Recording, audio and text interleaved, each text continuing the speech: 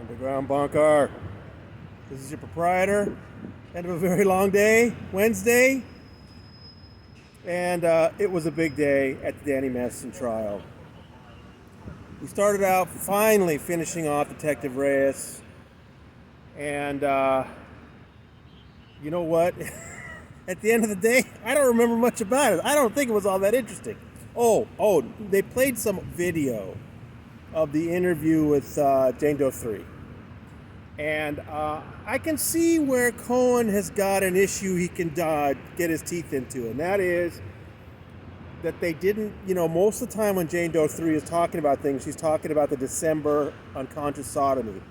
But when they do have her talking about the November 2001 incident, that is the charged incident, this is that section where I've talked about before, where Detective Reyes is the one saying he's trying to have sex with you, and Jane Doe 3 is just saying, And I mean, this is the problem, is that the defense would like that to be a definitive proof that there was no penetration, but of course it isn't really, because it's Reyes saying it rather than Jane Doe 3. But you would think that if there was penetration, she would have been speaking up about it. So I can see the defense likes that particular sequence, and I'm sure we'll hear a lot about it in the closing arguments. Why, when she brought up that incident, that is the charged incident, didn't Jane Doe 3 more forcefully explain that he was inside her and it was a rape? So that's what happened in the morning. Then it was time for a new witness. I wasn't sure who they were going to go with next, but it was Jane Doe 4. And as you have noticed in my stories, I am identifying her as actress Trisha Vesey. The reason I'm doing that is she has given the Underground Bunker permission to identify her. She's a very highly respected actor from independent films, late 90s, early 2000s. She was in a Jim Jarmusch film. You can read about her. She did some really interesting, unusual, cool stuff.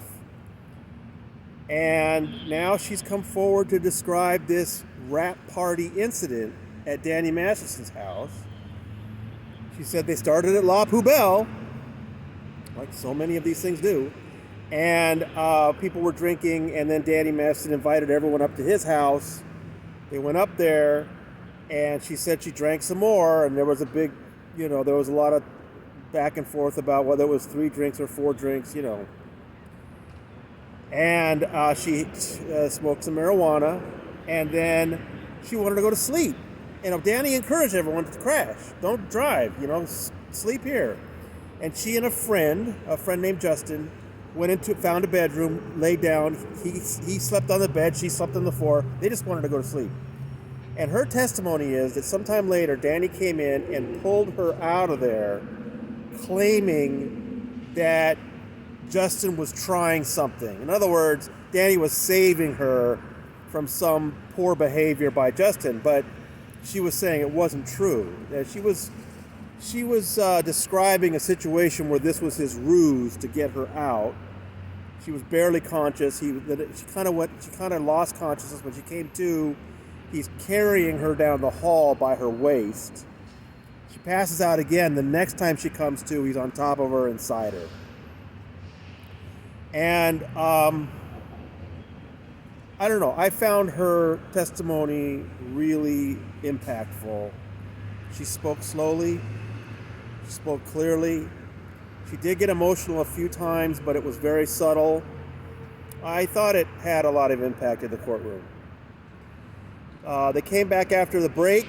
Now, there was some talk before lunch, before they broke, because Mueller started to go beyond that first incident. And the judge wanted to know, now, where are you going? Because remember, on Monday, they had agreed, she had ruled that they would only go into incident 1 and not into incident 2. So as late as lunch, Judge Almeida was making sure he wasn't going to go into incident 2. And he said no, he just wanted to go into this thing where sometime later they were all at this producer's house, and Danny blocked the doorway while she was in the bathroom. And it just seemed like a very intimidating thing. So the judge said, okay, you can go there. So we went to lunch, we came back, put her back on the stand. So Mueller guides her through that. It's okay, so you went to this party? Yeah. You went to the bathroom? Right. Danny Masterson's standing in the doorway, blocking, staring at you. And this was after that first incident. Okay, cool. Done with questioning, time for cross-examination. Cohen asks for a sidebar. There's a little sidebar. All of a sudden, Judge Obedo says, we're going to continue direct examination. I'm like, what? Mueller's back asking questions? And then Mueller starts guiding her to the second incident. The one that they'd fought over on Monday that Cohen didn't want him to talk about, and that the judge had ruled he could only talk about one. All the reporters, we were all looking at each other like, he's going into the second incident. Why isn't she stopping him? It quickly became clear that there had been some agreement between them to allow Trisha Vesey to go into Incident 2. In Incident 2, she was staying at her house, and Danny showed up with a car full of friends. They dropped him off, and he went in to spend some time with her, and he brought a flask of something. And this is why Cohen said he didn't want to go into this incident, because in this incident, she has a couple of swigs from a flask, and then suddenly she's completely intoxicated. What's the implication? What's the inference? Right. That's why Cohen did not want them to go into Incident 2, because it's got this drugging inference. But now, all of a sudden, here, Mueller's asking her about it. And she's suddenly intoxicated after drinking only a little bit from the flask. He's pulling her pants off. And he's getting inside her, and the best line of the whole day, she realized he didn't have a condom on and was like, what are you doing? At least put on a condom. And she claims, he said, diseases are only in the mind. Well, Scientology watchers, we know where that comes from, don't we? Danny may not even be a clear Scientologist, but he's absorbed a few things, right? Okay, so we were just stunned. He got to go into the second incident. So then it was cross-examination, and Cohen started doing what Cohen does. Well, 3 years ago when you spoke to Detective Vargas, didn't you actually say it this way instead of that way?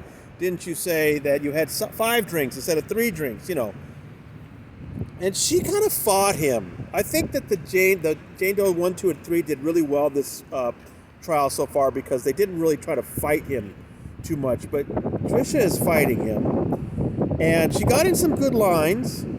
Probably the most interesting. He wanted to focus on post-incident contacts, right? That's always a key thing. Didn't you see him sometime later? He gave you a ride somewhere? Didn't you audition together? And at one point he said, didn't Danny throw a party at the Hollywood Hotel and you went? Didn't he send you a car? And she said, well, actually his brother Christopher came to pick me up. Okay, but wasn't the party thrown by Danny? And she said, yeah, he was DJing under this name Donkey Punch. So the judge had that stricken, but all the reporters were saying how funny it was that it actually got out. And it was on cross, right? You can't put that on Mueller. That was Cohen asking the questions. So the other thing that was obviously the most excitement in the courtroom was just before the lunch break, after the first part of direct examination, Cohen was hot. I mean, we've seen him a little worked up before. He was having a temper tantrum this time. He was practically screaming. He was so upset that Mueller, when questioning Trisha, had got her to say that maybe it wasn't just the alcohol in that first incident. I don't think that's actually how she said it. Cohen made it sound like she brought in this big thing about drugging. I don't think she did, and the judge also didn't think that was. Like she felt that Cohen was exaggerating, and it just wasn't. And the other thing was that she had mentioned what the other guy in the room had said, that Danny, you're full of shit or whatever. So Cohen was super hot, and yes, he called for a mistrial. Did you all drink? Did you all drink? Judge Olmedo denied it, said he was exaggerating, and then she kind of dressed him down like, you know what she did? She did the boy who cried wolf thing. She basically said, you're objecting so much, it's just not, we can't take it seriously. I mean, she didn't use those words, but that's essentially what she told him. That you're doing this too much every day. And also, not just objecting, but objecting to her rulings and basically belittling her. That's what she accused him of today. So that everyone, all the other reporters were really like, wow, fireworks. I mean, it was something. But, so the cross-examination, she resisted him a bit. They went into some interesting areas. They are not quite done. I think they're going to bring her back for a little bit more cross and then redirect in the morning. But, I mean, we're all looking at each other like the prosecution only has half a day left. There's some juror issues that they have to go home at lunch tomorrow. So in the morning, they're going to do Tricia Vesey. They're going to finish up on her and then do Jane Doe 1 mom and Rachel Smith. Of course, we were all hoping that tomorrow would be Lisa Marie Presley Day. But now that the judge has limited what Lisa Marie could talk about, and she could not talk about the obstruction allegations with Scientology, the prosecution just decided it wasn't worth putting her on, unfortunately. So we don't get to see her. But I'm still not sure how they're going to get 3 people on tomorrow in only half a day. So we'll see. That's what's coming up tomorrow, and then a long weekend. But very dramatic day today. Very interesting day. Tricia Vesey, fascinating person. Look her up. Look into her film history. What I kept thinking during her testimony was, as she named these producers and other actors, I'm interested to see if reporters, I'm going to try, go find these people and see what they think. Now, just a quick note, I was spelling phonetically all day. You know how fast I'm going. Somebody pointed out that Scott Kahn maybe spelled C-A-A-N and is James Caan's brother. That could be. I spelled Air 1, and somebody pointed out it's probably that word nowhere backwards is the name of this market or whatever. So please, there are probably a number of things I spelled phonetically I got wrong, but help me out if you see something like that. Let me know. But hey, fascinating day. I will point out again, if you're seeing this on YouTube, you're a day behind the rest of us. Please sign up for free emails at TonyOrtega.substack.com. TonyOrtega.substack.com. You will be on the same day with the rest of us. You'll get these lengthy, detailed reports I've been sending out.